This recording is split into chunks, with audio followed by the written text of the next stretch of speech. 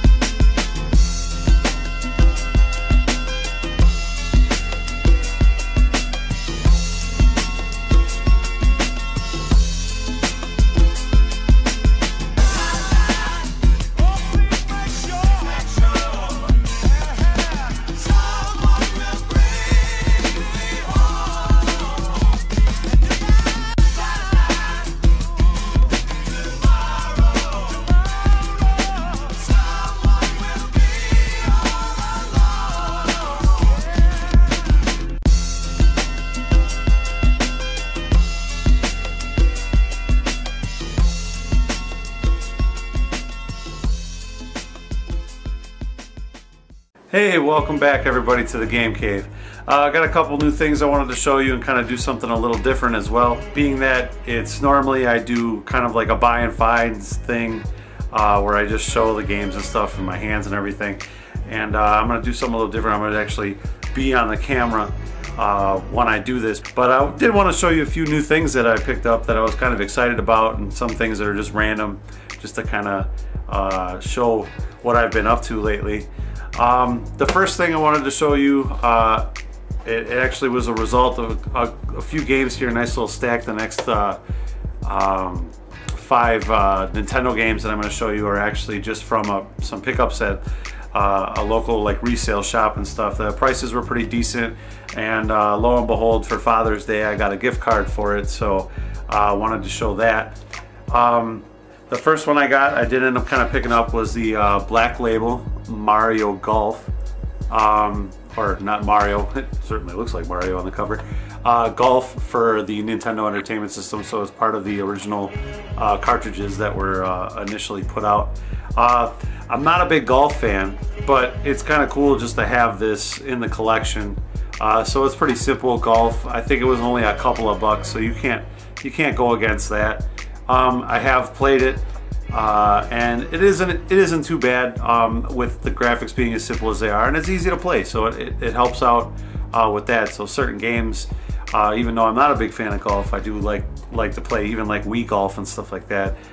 It's been pretty easy. So that's golf for the NES.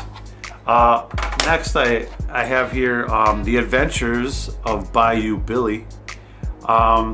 This, I seem to remember it as a kid playing maybe once or twice, but it was very vague.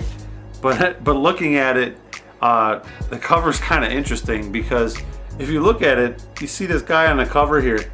The head looks like it's been like superimposed on, like it doesn't belong to part of his body, but it's just kind of funny. So The Adventures of Bayou Billy, it's a pretty fun like beat 'em up kind of game or whatever for the most part. I think it also incorporates the light gun, or the zapper I should say, in parts of it. So I have to play through it more to get to that point, but at the same time, for me, I don't have an old CTR television or whatever, so I'm not going to be able to even play it by the time I get to that point. But it was kind of a cool random pickup, and of course made by Konami. Next is I picked up the Goonies 2. Now, I remember this game when I was a kid. Let me get that a little closer. Goonies 2, everybody. When I was a kid, I remember this game, not for playing it as much as like the hype itself gave. I was a big fan of the Goonies growing up as a kid, and I remember when I saw this game either being advertised or somebody had talked about it or shown it, when it said Goonies 2 on it, I'm like, oh, there must be a second Goonies movie. There's got to be a second Goonies movie. And I think I was telling people that like, oh, there's got to be a second Goonies movie because there's a second Goonies game. Even though there isn't a first Goonies game. I don't know. I don't think I've seen one. But I remember thinking there's got to be a second Goonies movie, and then lo and behold, I actually seen a posting later this week saying that they were going to make the Goonies again with like the whole original cast or something like that. So it should be interesting. But this game, it's kind of funny because you play it, starts off real good, like a real good platformer or whatever, and then all of a sudden it goes into like a weird style like adventure game where like all of a sudden you're like in a room and stuff, and you're not the character anymore. It's like a first person view, and it just shows the room and little objects in the room that you mess with, and then you go out of the door, and then all of a sudden it's back to the platformer again. So it's kind of weird because it starts off fun and then it doesn't seem as fun, but I gotta give it a chance. I haven't played it that much. I think even as a kid I kind of didn't like that where they go to that part, and I think I would purposely avoid rooms and just jump around on the platforms and do stuff like that just for that moment. So that's Goonies 2 that I happen to pick up. The next one, which is one of my favorites, I'm actually a big fan of the Super Nintendo version, Ghosts and Goblins. Okay, so the Super Nintendo version is the Super Ghouls and Ghosts that I'm a fan of. That's the one that I really like. But this one is also fun for the NES. Basically the same premise, a lot of the stories and everything. And you know, there's not much different about it. You're a guy, a knight, just like the character on the screen there. And then what's awesome is you get little power-ups and weapons and stuff like that. And these are all things that I'm sure people out there already know.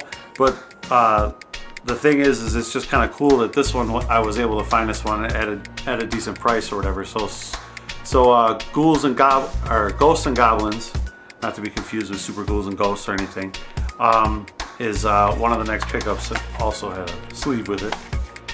The next one, I actually had to laugh getting it. I'm a fan, but at the same time I played this and it pissed me off, so I wasn't a fan. But there it is, Predator on the NES.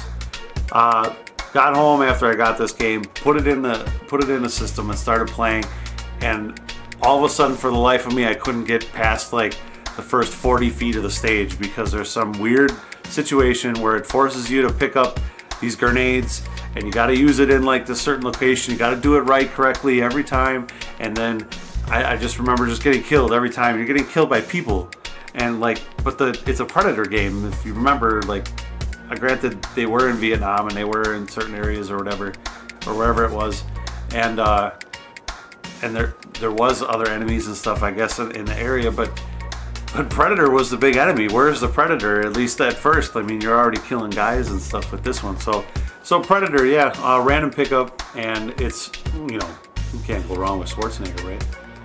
So that was the 5 games I picked up at the resale shop. Kind of excited.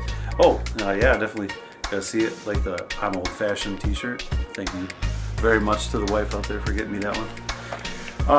Next one I'm excited about. I really loved this game as a kid, and that's Spy Hunter for the NES. So Spy Hunter here, I got from a seller off of Amazon. He's a really awesome guy and helped me out in a situation that we had, and we were able to clear everything up, and at the same time, he really helped me out with finding a really awesome game and a little benefit of another awesome game. His name out there, I want to put his name out there because he's a really good seller, and he's really honest and upfront about everything, and really can actually help find you what you're looking for if you're looking for other stuff out there. His seller name is the capital letter A, Chrysler, so CHRISLER. I'll put it up on the bottom of the screen. And if you are interested, you can look under that seller's name for any of the games that he's already currently selling, or any products that he has. So hopefully he can definitely help you out, because I know he definitely helped me out with this. So Spy Hunter, classic. I remember always playing as a kid. I actually remember sitting on my bedroom floor when my TV was on the floor and playing Spy Hunter, and you get that music over and over and over again. and it was actually a cool little tone. If you might remember it, it's